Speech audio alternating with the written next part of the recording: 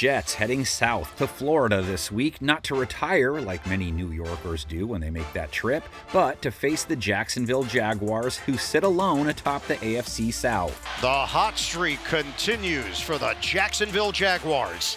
36-19. 9-4 with the Jets this week. Road game versus Denver, road game versus the Daniel Jones-less Colts, finish at home versus Tennessee. On paper, Duval faithful looking at least 12 wins, right?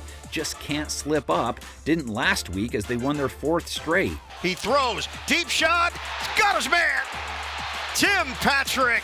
Jags offense went for 34 points versus Indianapolis. That's 25-plus points in 6 straight games. And look who's heating up at the right time. Trevor Lawrence with his second 100-plus rate game in a row. He only has 2 for the year. 2 touchdowns, no picks in each of his last 2 outings. 244 yards last week, 8.1 per attempt. Has hit at 8-plus per attempt in 3 straight. For that ball to be dropped right in the bucket. What a throw by Lawrence.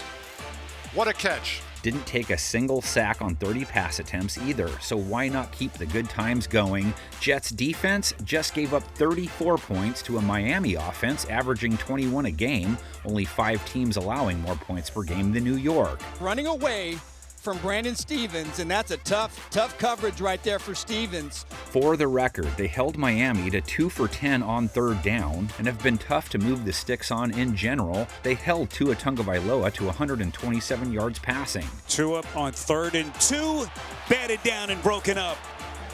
Azarie Thomas. Lawrence, though, looking at a group giving up a 101 rate to quarterbacks, only 4 teams easier on the position. They are now 13 games in and have yet to pick off a single pass. And only 4 teams have sacked the quarterback less than they have. They gave up 50 yards and a touchdown to Jalen Waddle last week. The WR1 they get this week, Brian Thomas, who hauled in 87 yards versus Indy. If he was a diver or a figure skater, he'd get extra points for the difficulty level of his catches. A brilliant catch, 39 yards. Wow! Just an incredible ball and an even better catch. Some Jags fans would tell you Jacoby Myers is the new go-to. That trade keeps bearing fruit. He led the team with 10 targets versus the Colts, scored for the 3rd straight game.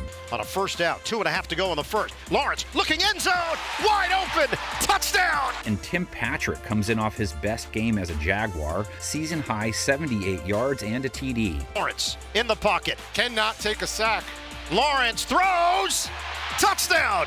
And maybe they get another big game from Travis Etienne on the ground. He scored twice versus the Colts, 74 yards. He's at 917 yards for the year now. Oh, the cut to the outside! Etienne to the Etienne zone! The New York front he goes after next gave up 92 yards on 7 attempts to Devon Achane before he left hurt. Proceeded to treat Jalen Wright the same way, giving up a touchdown to him, 107 yards on 4.5 per rush. Handoff here, in, it's Wright for the Miami touchdown. Still, when your defense stops the other team on 2 of 10 3rd down chances, it's probably as much an offensive problem as much as anything else, and the Jets' offense is offensive. 1 for 12 on 3rd down versus Miami, only accounted for 3 of their 10 points. They lost Tyrod Taylor to injury. Undrafted Brady Cook stepped in, looked like a dude who wasn't drafted. No touchdowns, 2 picks, a 35 rate. Down to 35 seconds. Cook towards the end zone, and it is picked. Jacksonville just took on a Brady Cook-like quarterback, handled with ease, 145 yards on 29 pass attempts, no touchdowns, picked off Riley Leonard once, and they had picked off Daniel Jones before he left hurt too. Jags, now with the 6th lowest rate for 2025, held the Colts to 19 points. Wow, and that's 50-50. Wow. Who's got it?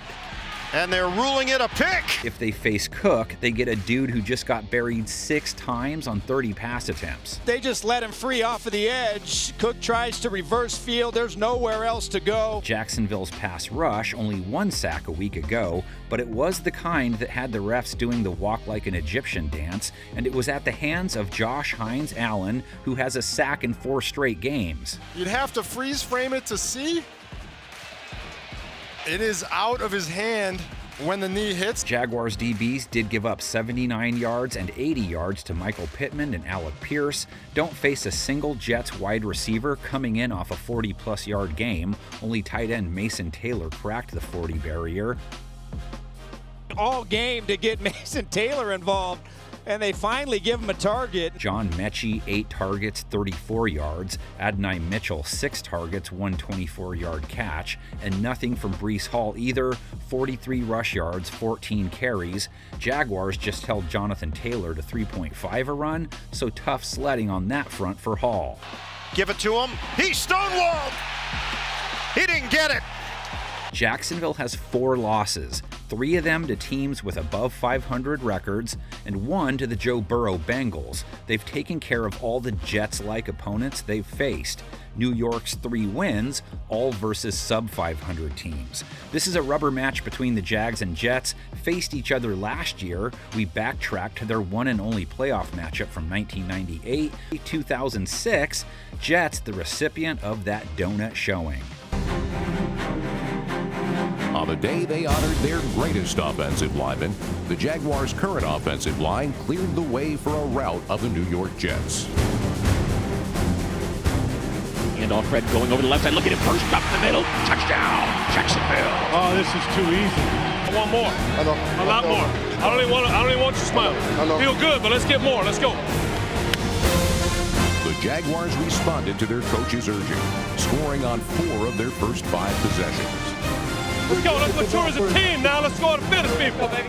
Learn how to finish people, let's go. Thanks to an overpowering defensive effort, the Jets offense never got started. That opportunity would come in the 4th quarter as the Jaguars preserved their second shutout of the season with a late goal line stand. Leon Washington doesn't get in. He doesn't get in, he was down at the 1.